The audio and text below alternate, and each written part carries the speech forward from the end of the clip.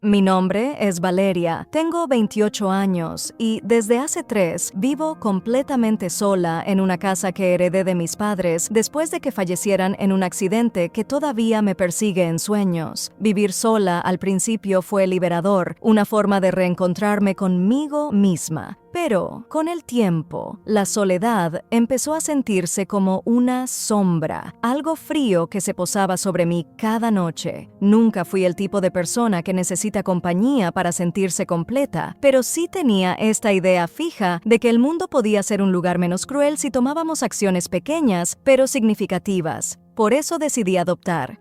Antes, suscríbete, dale like y comparte. No fue por egoísmo ni por llenar un vacío, fue más bien porque creía que un niño que no tenía nada podría encontrar un hogar seguro conmigo, y yo podía dar algo que no costaba más que amor. Fue así como llegué a Mateo, un niño de 8 años que me pareció tan dulce como reservado.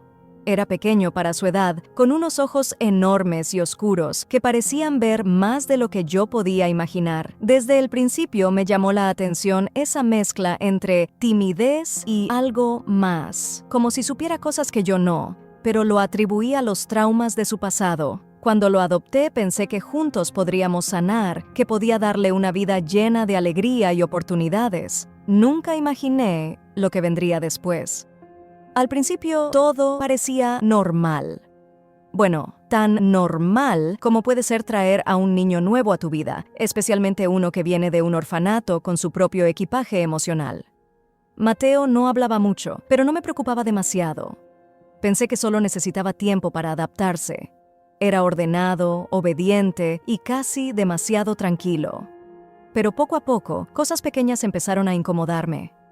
Por ejemplo, una tarde llegué a casa del trabajo y encontré mi diario abierto sobre la mesa. Nunca se lo había mostrado a nadie, mucho menos a él, y siempre lo guardaba en el último cajón de mi escritorio, bajo llave, pero ahí estaba, abierto en una página donde yo había escrito sobre las peleas que tenía con mi madre antes de que muriera. Cuando le pregunté a Mateo si sabía algo al respecto, solo me miró con esa expresión neutra que empezaba a resultarme desconcertante y dijo: «A veces las cosas quieren ser leídas». Esa respuesta me dejó helada. También notaba que sabía cosas de mí que no tenía cómo saber, que detestaba la Navidad porque me recordaba a mis padres, que tenía miedo de los espejos por una historia de mi infancia que jamás le conté. Al principio traté de racionalizarlo, diciéndome que quizá había escuchado conversaciones o encontrado cosas que yo dejaba por ahí, pero había algo más, algo que no cuadraba.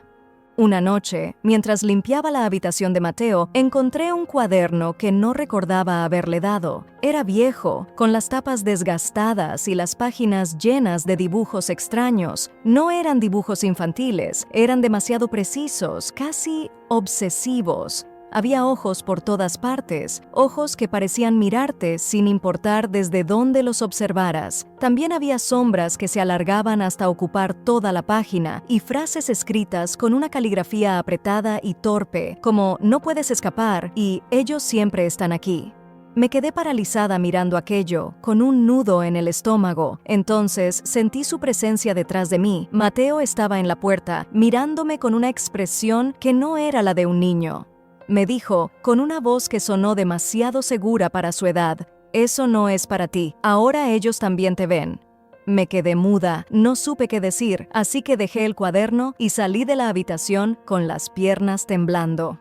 Esa noche no dormí. Cada vez que cerraba los ojos, sentía que los dibujos de los ojos me observaban, y en mi mente resonaban las palabras de Mateo como un eco que no podía ignorar. Lo que pasó después fue peor. Una tarde, mientras preparaba la cena, Mateo empezó a hablar de una mujer llamada Marta. Me dijo que ella venía a visitarlo todas las noches, que le contaba cosas de mi vida, cosas que yo misma no recordaba. Me reí nerviosa, tratando de no mostrarle que sus palabras me ponían los pelos de punta. Le pregunté quién era Marta, y su respuesta me dejó helada. «Es tu mamá». Me dijo que nunca te quiso y que te dejó algo aquí para recordarte lo que hiciste. Mi madre, Marta, había muerto 3 años antes en el mismo accidente que se llevó a mi padre y yo nunca le había hablado de ella a Mateo. ¿Cómo podía saber su nombre? ¿Y qué significaba eso de que me dejó algo? Lo peor fue que él comenzó a describirla con detalles tan precisos que sentí que la tenía frente a mí. Su cabello recogido en un moño, su collar de perlas, su sonrisa fría que siempre parecía esconder un reproche. Me quedé paralizada, incapaz de moverme, mientras Mateo seguía hablando, como si estuviera en trance. Ella está aquí, ¿sabes? Me dice que no puedes esconderte más. Esa noche escuché ruidos en la casa, golpes suaves en las paredes y algo que parecía una respiración detrás de mi puerta. Quise pensar que era mi imaginación, pero el miedo era tan real que sentí como si el aire se volviera denso, difícil de respirar. En ese momento supe que algo estaba muy, muy mal. Mateo no era un niño cualquiera y había algo en mi casa que no podía explicar. No aguanté más. El miedo, la ansiedad, las noches sin dormir. Era demasiado. Un día, después de pasar horas sola en mi habitación con las luces encendidas, me armé de valor y decidí enfrentarlo. Entré a su cuarto sin tocar, con el corazón latiéndome en las sienes. Mateo estaba sentado en la cama, con ese cuaderno viejo entre las manos, como si me hubiera estado esperando. Ni siquiera traté de ser amable. ¿Cómo sabes tantas cosas de mí?, le solté, con la voz quebrada, casi gritando. No respondió de inmediato, solo levantó la vista y me miró con esa expresión que nunca supe descifrar, y luego se rió. Pero no fue una risa de niño. No, fue algo seco, helado, como si alguien mucho mayor estuviera dentro de él. En ese momento sentí que todo lo que creía saber sobre él, sobre la realidad misma, se desmoronaba. Mateo cerró el cuaderno y, con una calma aterradora, dijo: «Yo no soy Mateo. Nunca lo fui». Mi cuerpo se congeló. No podía moverme ni respirar. Continuó: «Soy un mensajero. Vine porque hay una deuda que tu familia dejó sin pagar. Tu madre, Marta, hizo algo muy, muy malo antes de morir y ahora te toca a ti saldar el precio». Lo miré, incapaz de procesar lo que estaba escuchando. ¿Un mensajero? ¿Deuda? ¿Qué había hecho mi madre? Quise gritar, decirle que se callara, pero no pude articular palabra. Él me miró fijamente, como si pudiera ver a través de mí.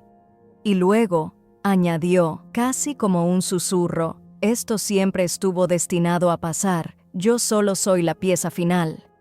Esa noche, todo en la casa se desató. Las luces parpadeaban como si alguien estuviera jugando con los interruptores, pero yo estaba demasiado paralizada para moverme. Las paredes empezaron a emitir un murmullo bajo, como si alguien hablara desde dentro, y cada ruido parecía venir más cerca. Mateo seguía sentado en su cama, inmóvil, pero con esa sonrisa fría y burlona que me hacía sentir como si todo lo que estaba pasando fuera parte de un plan que él conocía perfectamente. Esa noche no dormí. No sé si fue por el miedo o porque sabía que algo inevitable estaba por venir. A la mañana siguiente, no podía quedarme un segundo más en esa casa. Decidí llevar a Mateo de vuelta al orfanato, esperando que todo volviera a la normalidad, que de alguna manera esta pesadilla terminara si él no estaba cerca. Lo subí al auto sin decir una palabra, y él tampoco habló. Solo me miraba por el retrovisor con esos ojos oscuros que parecían más viejos que el tiempo. Cuando llegamos al orfanato, entré casi corriendo, agarrándolo de la mano como si quisiera deshacerme de él lo más rápido posible. Fui directamente a la oficina de la directora, con los nervios destrozados, y le dije que no podía seguir con la adopción, pero en lugar de recibir un sermón o una mirada de decepción, la directora me miró confundida. «Aquí no hay registros de un niño llamado Mateo», dijo, revisando unos papeles. «Nadie con ese nombre fue adoptado en los últimos meses». Sentí como si el suelo se abriera bajo mis pies. Llorando, le expliqué todo. Cada detalle, desde el cuaderno hasta las cosas que sabía sobre mí, pero ella solo sacudió la cabeza y me dijo que debía estar equivocada.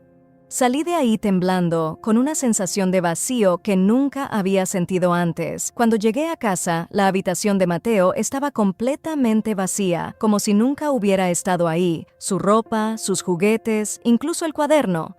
Todo había desaparecido, excepto por una cosa. En el escritorio había una página arrancada del cuaderno, con una frase escrita en tinta negra y temblorosa: «Esto no termina aquí». Desde entonces, no he podido volver a sentirme tranquila.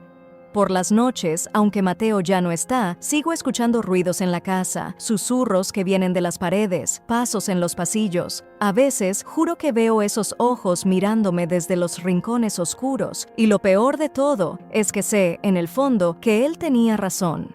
Esto no ha terminado. No sé qué deuda dejó mi madre ni cómo se supone que debo pagarla, pero sé que esa presencia, ese mensajero, todavía está conmigo y que algún día volverá.